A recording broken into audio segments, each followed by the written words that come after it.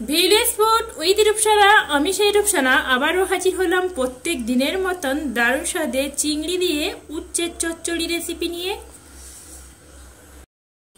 আসসালামু আলাইকুম সুপ্রিয় দর্শক বন্ধুরা, আজকের আমি উচ্ছের ঝোল বানিয়ে দেখাবো। তার জন্য নিয়েছি 300 গ্রাম উচ্ছে, আর উচ্ছেগুলো আমি এইভাবে আগে থেকে ভালো করে কেটে ধুয়ে ভালো করে পরিষ্কার করে নিয়েছি। আর সাথে নিয়েছি একটা আলুকে এইভাবে একটু ফালি ফালি করে নিয়েছি। রেসিপি বানাবো বলে আগে থেকে একটা কড়া বসিয়ে দিয়েছি। কড়ার মধ্যে আগে থেকে উচ্ছে আর আলুগুলো যে ধুয়ে পরিষ্কার করে রেখেছিলাম, আলু আর উচ্ছেটা আমি দিয়ে দিলাম। দিয়ে এবার এখানে বেশ কিছুটা পরিমাণে পানিও অ্যাড করছি। পানিটা অ্যাড করে এটা আমি 5 মিনিট ধরে একটু সিদ্ধ করে নেব।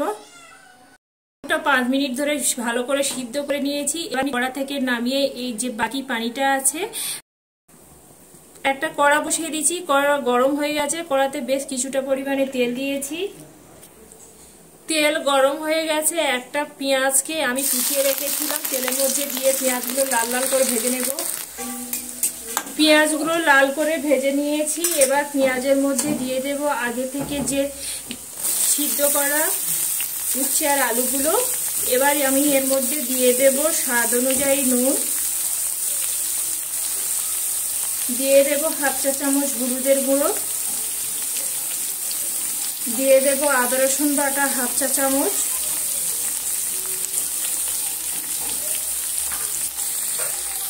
লঙ্কা গুঁড়ো দেব হাফ চা চামচ। সমস্ত কিছু দেওয়া হয়ে গেছে। এবার আমি এইভাবে খুন্তি দিয়ে একদম নেড়ে চেড়ে একদম ভেজে নেব।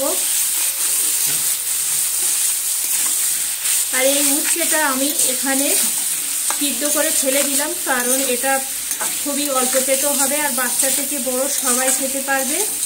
আর এটা খুবই মজাদার হয়। আজকের আমি এটা চিংড়ি দিয়ে বানাচ্ছি, খেতে বন্ধুরা অসম্ভব মজাদার হয়।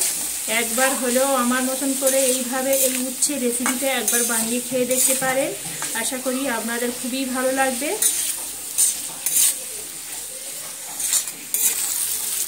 সমস্ত মশলাগুলো দিয়ে উচ্ছে আর আলুটা সুন্দরভাবে ভেজে নিয়েছি, আর সমস্ত মশলার কাঁচা গন্ধও চলে গেছে।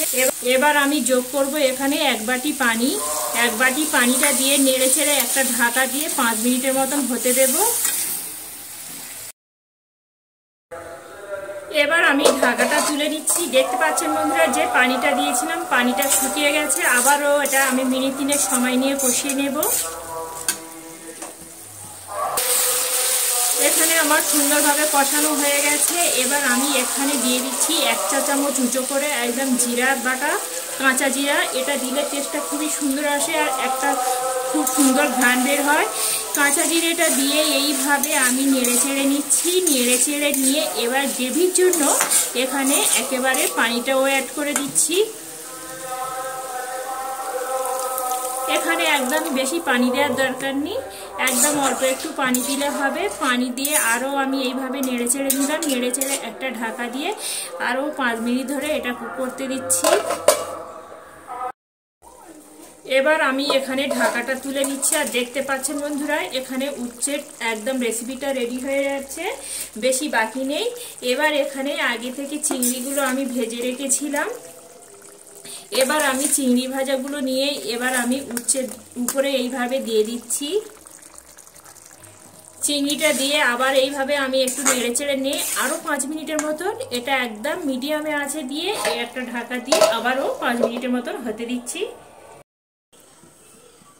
5 মিনিট পরে ঢাকাটা তুলে নিচ্ছি। আর দেখতে পাচ্ছেন বন্ধুরা এখানে দারুণ স্বাদের উচ্ছে আর চিংড়ি দিয়ে চচ্চড়িটা এখানে একদম রেডি হয়ে গেছে।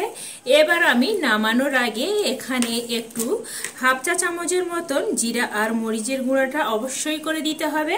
এইভাবে উপর থেকে ছড়িয়ে দিলাম। ছড়িয়ে দিয়ে আবারও আমি 2 মিনিটের মতন ঢাকা দিয়ে দিলাম। 2 মিনিট পরে তুলে নিচ্ছি। আর দেখতে পাচ্ছেন বন্ধুরা দারুণ স্বাদের উচ্ছে আর চিংড়ির চচ্চড়ি রেসিপিটা একদম রেডি হয়ে গেছে। দেখতে কতটাই লোভনীয় দেখাচ্ছে, দেখেই বুঝতে পাচ্ছেন যে কতটাই লোভনীয় হয়েছে। এখানে আমার কিছু বলার নেই। এখানে গরম গরম ভাতের সঙ্গে খুবই তো ভালো লাগে। সেটা একবার না তৈরি করে আপনারা খেলেই বুঝতে পারবে না যে এর স্বাদ কতটা। বন্ধুরা আজকের এই উচ্ছে দিয়ে চিংড়ির চচ্চড়ি রেসিপিটি যদি ভালো লাগে থাকে বন্ধুরা একটা লাইক করে দেবেন, লাইক করে আমার সাথে থাকবেন। এইভাবে নিত্য নতুন রেসিপি পেতে গেলে অবশ্যই করে আমার চ্যানেলটি সাবস্ক্রাইব করবেন।